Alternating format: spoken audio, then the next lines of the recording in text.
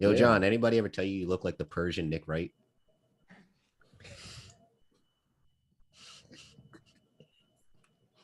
Like you're gonna give basketball takes, but also give me a nice price on my rugs. I got ice in my veins. Walk like a champion, champion, champion. I'm so cold-blooded, I fear nobody. Ain't no letting down, I won't let you down. 'Cause I got ice in my veins. I talk like a champion, like a champion. I'm so cold-blooded, I'm so cold-blooded. I fear nobody, I fear nobody. I walk like a champion. Welcome back, everybody, to episode 84 of the Saratobi Sports Pod. It's your boy, Worldwide West, a.k.a. the Deacon of Demon Time in the building, recording straight from my job. I'm not telling y'all niggas where I work because I'm not getting fired for none of y'all. But yeah, and I got my guys with me. We zooming it today. No regrown, unfortunately, so Matt will not be joining us, but I got my other boy just on his phone, just playing train sim, just in New Rochelle, just the New York Nets. Ew, New York Nets. Oh my gosh. All I'm saying is, I know there's for a fact a lot of people who got that phone case, but they colored in one stripe. Yeah, because that phone case looks like it's missing something. It's missing Honestly, I'm something. upset. I'm upset because I really wanted the Punisher logo with the Nets in it. Oh no. If you had the Punisher logo with the blue stripe, you would have gone full 45, bro. And I'm not talking about degrees. Hey man. But welcome, Justin. How you feeling, my boy? Justin How you from feeling? Staten Island. Whether it's a Colt or my president, 45 is the wave. No, you're unintroduced, and I am now muting Justin you. out here talking about, you didn't see that guy Mike Stanton hit that grand slam. Hell yeah, It's Mike. about Back damn time. And you hear him to my left, but really across the Hudson. Yeah, my heart's across the Hudson River, wherever he's at, straight from his room. My boy John Bluetooth in the building. LeBron Bluetooth in the building. No, that's not what he is. Come on, say what his new nickname is. Now, what's his new nickname?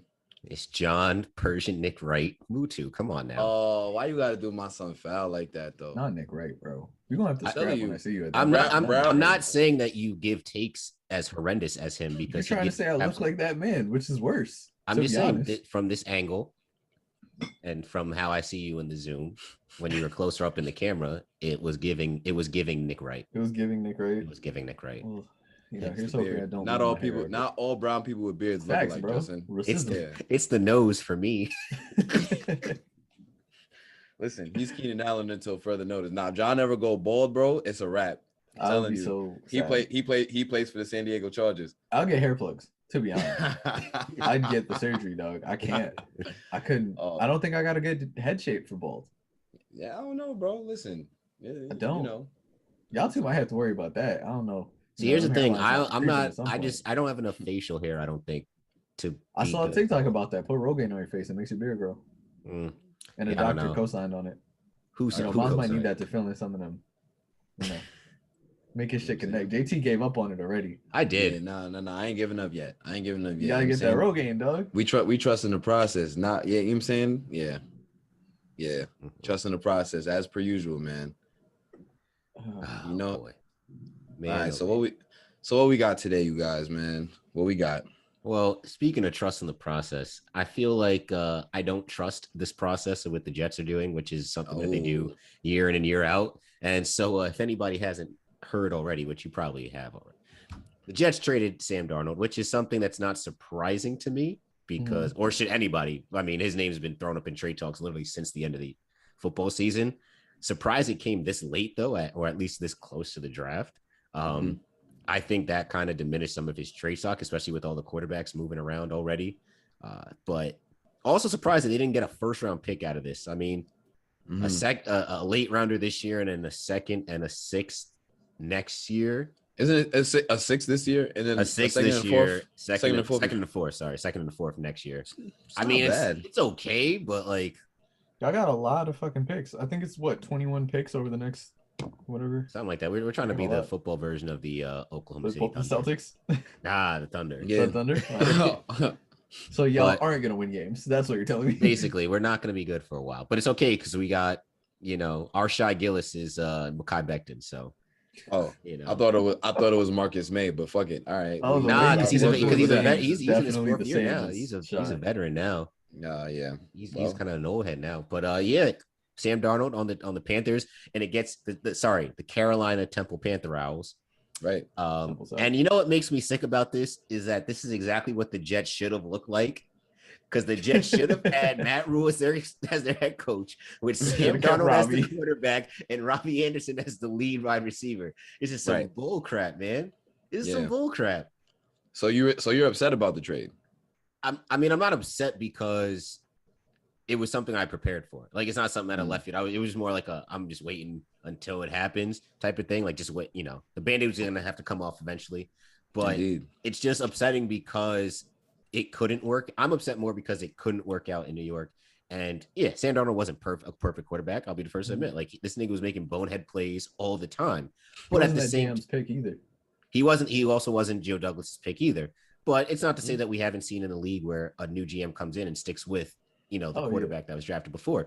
I just think the Jets never gave him a chance to succeed during his time in New York. I mean, right, his first season he was drafted by McCagnon, and Todd Bowles was his head coach. And he actually played pretty well, I would say, for a rookie season. That showed a lot of promise. Then is when, the Jets, for some reason, wanted to screw up the organization for the next few years by hiring Adam Gase, right? That was a disaster. McCagnon throws a whole bunch of money at places that end up not – I mean, look, how much money did they throw at Le'Veon Bell just to trade him in a year and a half, right? They lost Robbie Anderson. Didn't they cut him? No, we traded him. They traded him. Traded him to the Chiefs. Excuse me. Yeah. Lost Robbie Anderson a year later, right? No. They did cut him. I remember they cut him. They did cut him. They did cut. Actually, yeah, they did cut him. Because remember they were saying that, he only played in like 18 games and got mad bread. Yep. And I'm glad he got as much bread as he did from the Jets, because if they weren't going to use him properly, then that's on him, right? You take away Sam Darnold's best weapon in Robbie Anderson, he signs for less to go play in Carolina. Speaking of the Panthers, they just took Hassan Reddick on a pretty team-friendly deal, if I do say myself. Who I wanted the Jets to get as well. I was going to say, they really are what the Jets should have been. I mean, it's frustrating because I still have to have faith in Douglas. He drafted Mekhi Becton. He got Mims. I would say right now, those are his two best things so far that we have going for us. But it's tough when that you could have had something with Darnold and he just never was given any type of chance. I mean, what young quarterback had worse coaching and as little talent as Sam Darnold and succeeded? Yeah, like, there is none.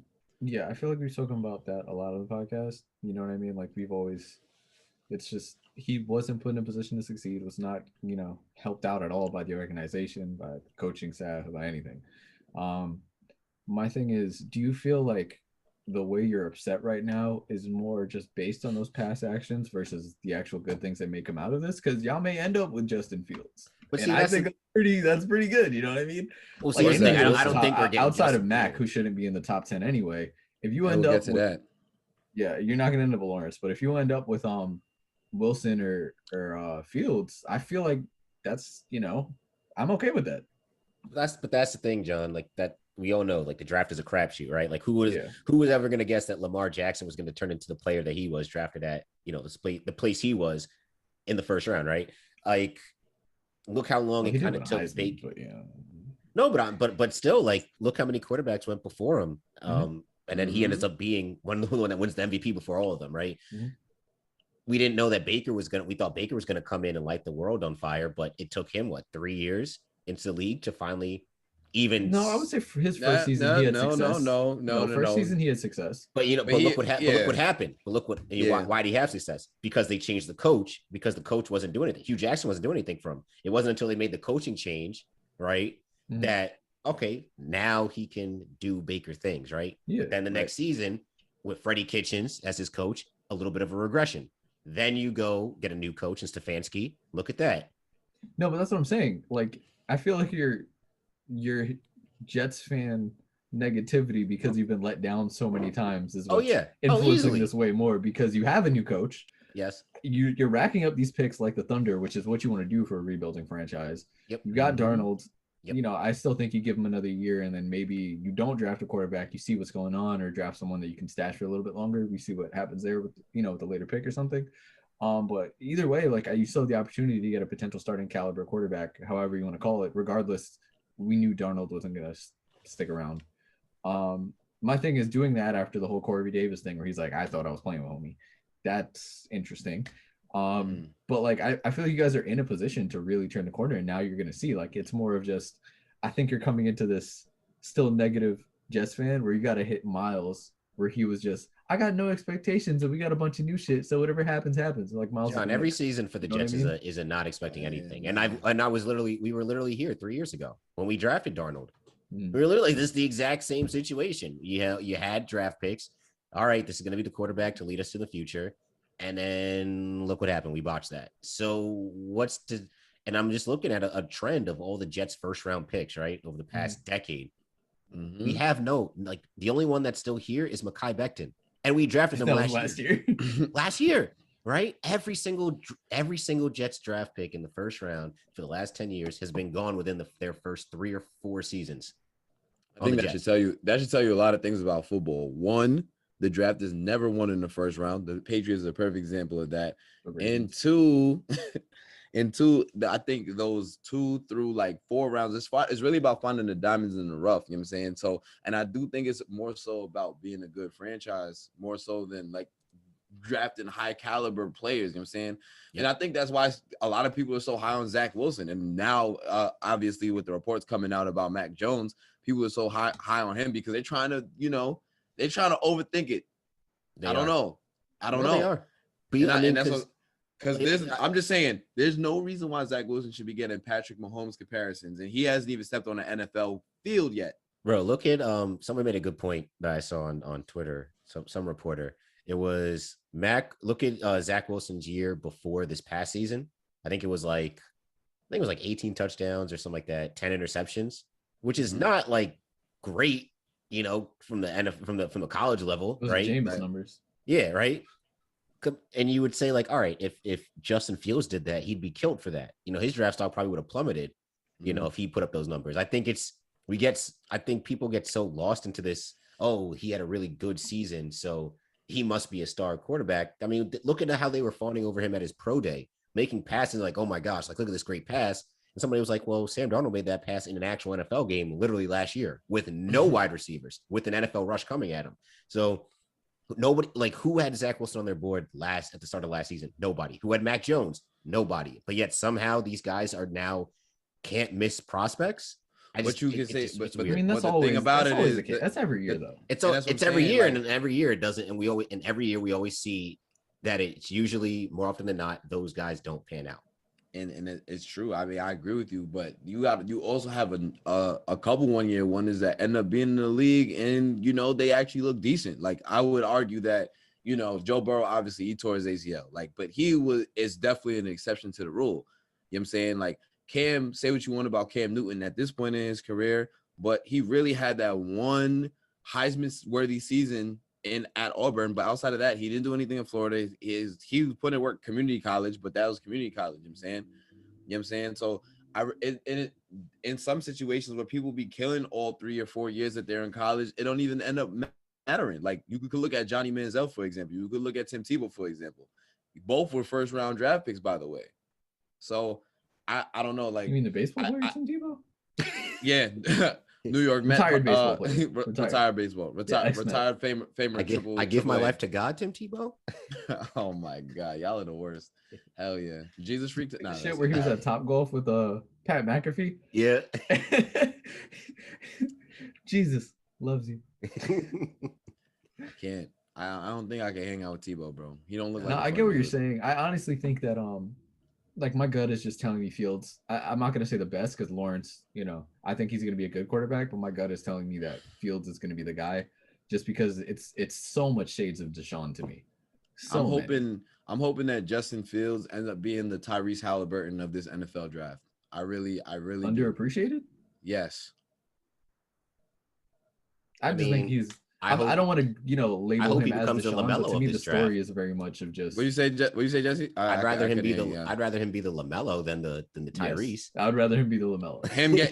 him break his wrist midway through the season. Outside of that, like, nah, I'm just fucking around. Him smashing Tiana Trump, right? Oh yeah, big Trump. That's the talk only about Trump that later. Allegedly. Yeah, that was a Facebook report. I gotta see Bleach. I gotta get the Bleacher Report notification on that. But no, I really do think that's my thing. I think Fields, like, out of him and Lawrence, to me, are the ones who off the bat you could be like they can come in and start. And I just think Fields, like, he's shown, you know what I mean? Like, I trust him more than the other quarterbacks in this draft right now. I just I could be very wrong, and that's the crapshoot of the draft, like you said. But, like, to me, I feel better picking Fields if I need a starter day one as opposed to the other quarterbacks outside of Lawrence. I mean, he's played. I mean, I just don't understand. Like, even you say what you want. Like, I ain't never watched a BYU football game this past season, especially with COVID and everything. You know what I'm saying? But Justin Fields, Ohio State was on every single week. You know what I'm saying? I seen Ohio State beat Clemson in the semifinal of the college football playoff. You know what I'm saying? I've seen him. We had that conversation about him outdueling him. Yes. So I mean, like, him. Yes, he outplayed him. You know what I'm saying? So I don't know. This whole notion of, like, somebody that we haven't even really seen that much versus somebody that we have seen, it's just like it doesn't make no sense. So I feel like I hope Justin Fields end up killing, but like Justin said, it's a crapshoot. We've seen people that's been good end up being ass, and people that's been mid end up being great. So I don't know. And that's my thing as well. Like, if you're the 49ers, I can understand if Wilson is there, taking a flyer on Zach Wilson, because you still have a game managing starter for the next year or two. You know what I mean? Mm-hmm. But my thing is, if you need a day one starter, I don't feel comfortable taking Wilson or Jones. I don't think Jones is worth a top 10 pick anyway. Do they need one though? No. They don't need one because they still have Garoppolo. And you could just that's what I'm saying. They can, but those are two people that you can stash and see what you got.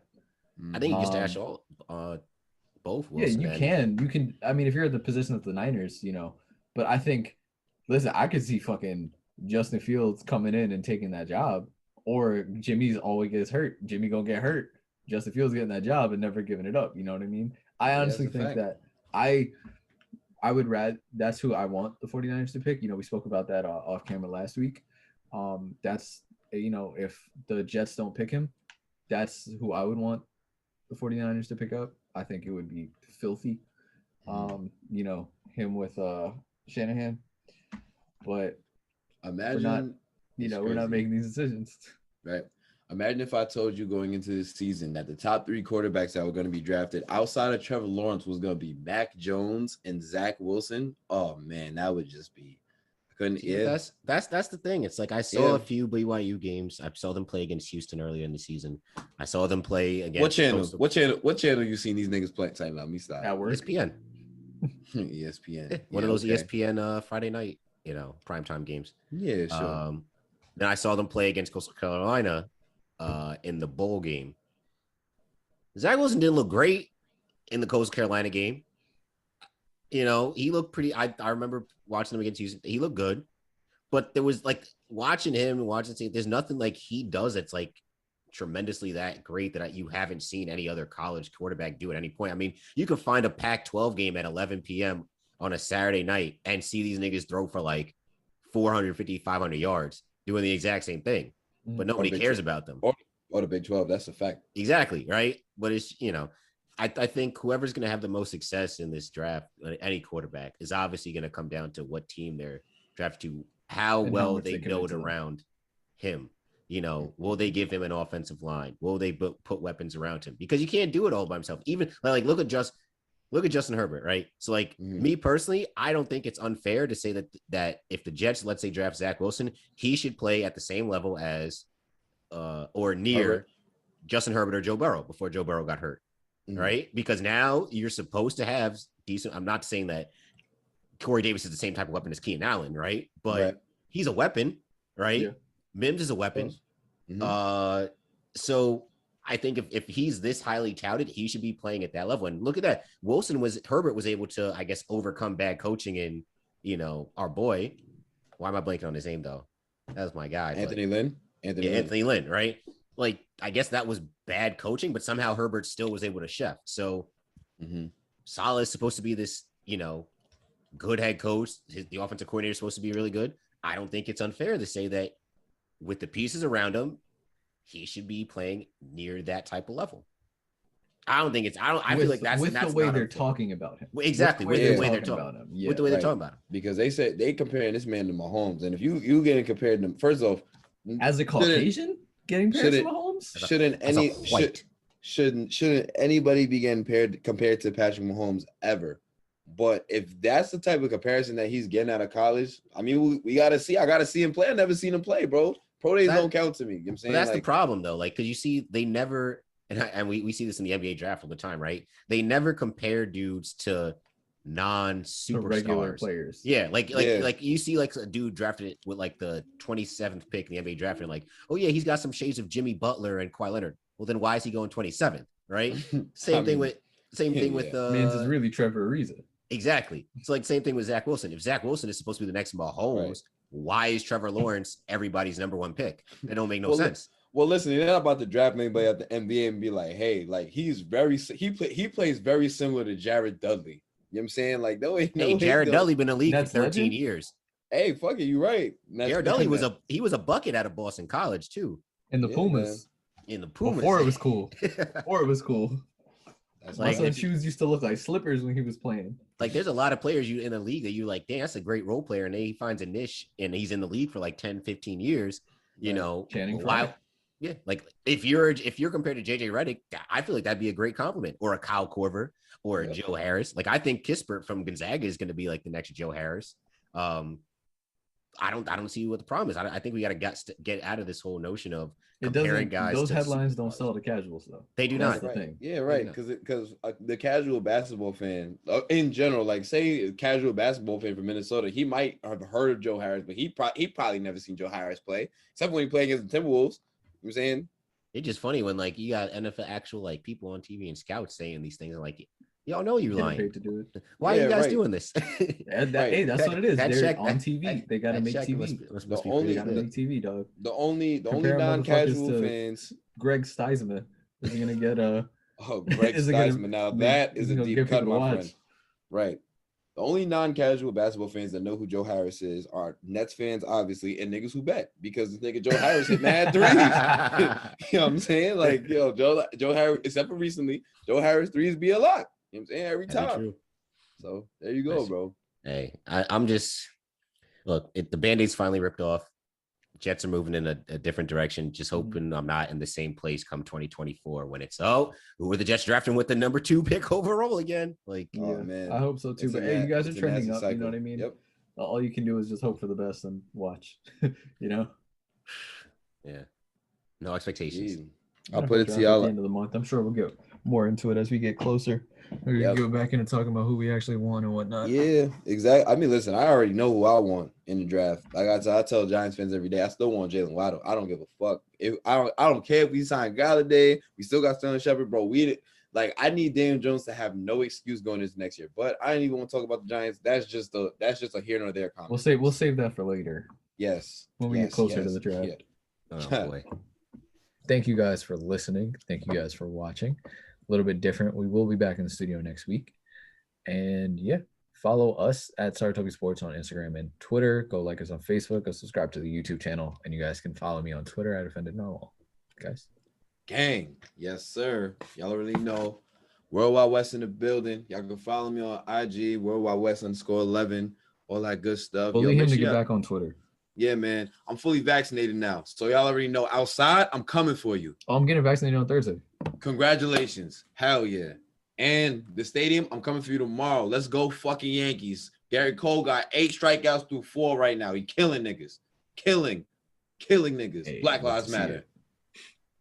It's wild how you said Garrett Cole is killing niggas and said Black Lives Matter in the very next sentence. That's crazy. That's insane. Yeah, we really, really needed the soundboard this episode. Oh my gosh, that's crazy. But you can follow me. You can follow me on the Twitters, J_Thomas_24. That's all I got. Nina Toads are people too. We will catch y'all next week. I got ice in my veins. Walk like a champion, champion, champion. I'm so cold-blooded, I fear nobody. Ain't no letting down, I won't let you down. Cause I got ice in my veins. I talk like a champion, like a champion. I'm so